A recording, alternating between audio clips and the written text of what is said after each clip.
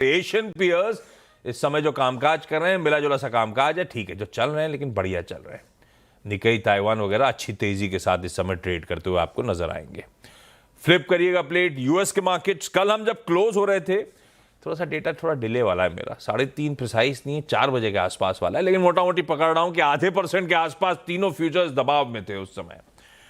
Actual session में कमजोरी कम थी, फ्लैट से 1/4% दबाव था, पर उसके बाद भरपाई। आज सुबह के फ्यूचर्स फ्लैट से 1/4% ऊपर ट्रेड कर रहे हैं।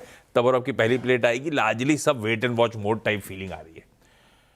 तो ऐसे में हरमा से समझा जाए अपडेट्स हैं क्या।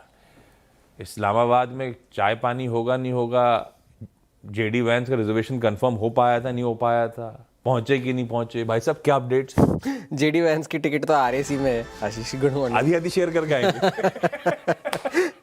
लेकिन अभी भी जैसे आप कह रहे थे वेट एंड वॉच मोड में ही बाजार है, क्योंकि अभी तक कोई क्लैरिटी है नहीं। जो ईरान की जो तिकड़ी है, पहले तो बोला था कि पहुंचने वाले हैं आज, कल शाम को पहुंचे। डोनाल्ड ट्रंप ने ब्लूमबर्ग को इंटरव्यू में कहा है कि वो आज शाम को रवाना होंगे, फिर उन्होंने कहा या तो ट्यूसडे इवनिंग या वेंसडे मॉर्निंग। वो खुद कंफर्मेशन नहीं दिया। हाँ, अब तक उनकी जो ईरान की जो तिकड़ी है, उनके पार्लियामेंट के अध्यक्ष, उनके राष्ट्रपति या उनके विदेश मंत्री, तीनों में से अभी तक किसी ने भी ऑफिशियल कैपेसिटी में ये या तो ट्वीट करके या कोई बयान जारी करके ये नहीं कहा है कि हम आने वाले हैं या नहीं आने वाले। तो अब तक उस तरफ से तो सस्पेंस बना हुआ ही, वो लोग निकले भी नहीं है। अब तक निकलने के कोई ऑफिशियल कंफर्मेशन नहीं आई है। हालांकि कुछ सीज फायर की मियाद आज खत्म होनी है, कल खत्म होनी है? कल खत्म होनी है। कल, क्योंकि आधी स्ट्रीट डिवाइडेड सी, वो हर जगह अलग दिख रहा था मुझे। उनके समय अनुसार कल, उनके समय मतलब किनके, मतलब यूएस टाइम के हिसाब से मंडे इवनिंग यानी ट्यूसडे इवनिंग, यानी हमारे हिसाब से परसों सुबह। अपने लिए टेक्निकली परसों सुबह जी। ओके। तो उस ये एक डेडलाइन है जो कल खत्म होने वाली है, परसों जिसे आप कहते हैं। डोनाल्ड ट्रंप ने ब्लूमबर्ग को एक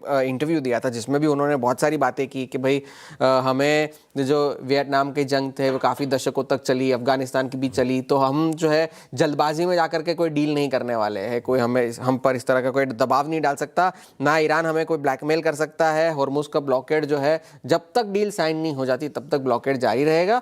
और साथ ही साथ उन्होंने ये भी कहा कि मैंने उनकी एक शिप तो कल जब्त कर ली, मेरा बस चले तो मैं 4-5 और कर लूँ, मेरे पास वो सारे के सारे डेटा मौजूद है, I can do it if I feel like. ये उनका कल बयान था। और किसी भी तरह की अगर डील हुई तो वो पिछले कार्यकाल में जो डील हुई थी ईरान के साथ, वो उससे कई ज़्यादा बेहतर होगी। जेडी वैंस को लेकर के पहले तो अटकल ये थी कि वो जाएंगे, फिर कहा नहीं जाएंगे, फिर कहा कि जाएंगे। अब स्टीव विटकॉफ और जैरेड कुशनर के साथ जाएंगे। और डोनाल्ड ट्रंप ने ये भी कहा कि मैं चाहता तो मैं खुद भी जाना चाहता था, पर मेरा नहीं ख्याल कि कोई ज़रूरत है इसकी। लेकिन ईरान ने अपने बयानों में पहले तो ये बात साफ कर दी है, अब तक उस बारे में कोई क्लैरिटी नहीं है कि वो जाएंगे या नहीं। लेकिन उन्होंने अपने बयान में ये भी कहा है कि यूएस की सरकार की तरफ अभी भी जो उनके विश्वास में जो कमी है, डीप डिस्ट्रस्ट है, वो अभी भी बना हुआ है, उन पर भरोसा नहीं किया जा सकता।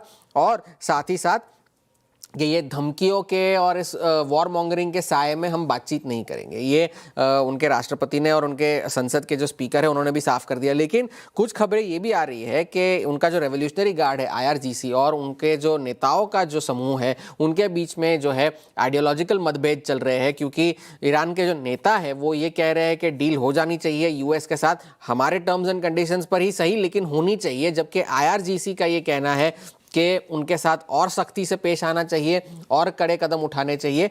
ये थोड़े से मतभेद खबरों की माने तो वहाँ से निकल कर आ रहे हैं। तो फिलहाल के लिए अब तक कोई ये क्लैरिटी नहीं है कि बातचीत होगी या नहीं होगी, ये युद्ध की बात रही। एप्पल का एक बड़ा फेरबदल ये हुआ है कि टिम कुक 15 साल के बाद CEO के अपना पदभार जो है वो छोड़ेंगे 1 सितंबर को, और जॉन टर्न्स जो है वो 8वें CEO होंगे कंपनी के। जॉन टर्नस जो कि पिछले 25 वर्षों से एप्पल के साथ कामकाज कर रहे हैं और फिलहाल हार्डवेयर इंजीनियरिंग डिवीजन के सीनियर वाइस प्रेसिडेंट है। और ये एक बड़ा फेरबदल एप्पल के साथ होने जा रहा है सितंबर के महीने में।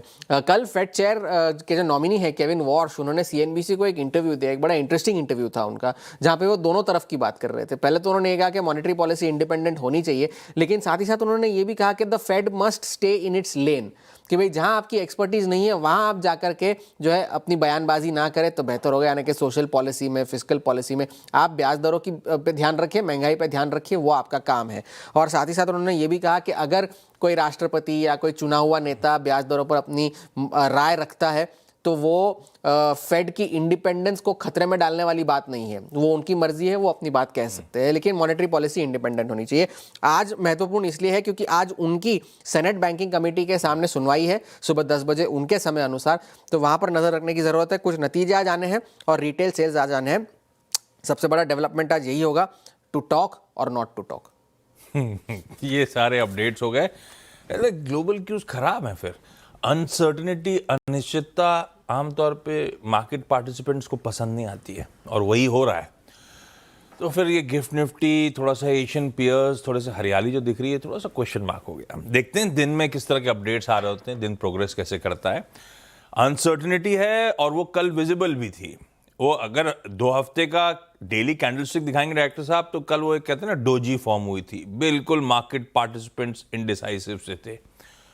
फ्लैट क्लोज होता हुआ नजर आया था, 0.5% ऊपर 0.5% नीचे जाने के बाद। तो है अनिश्चितता।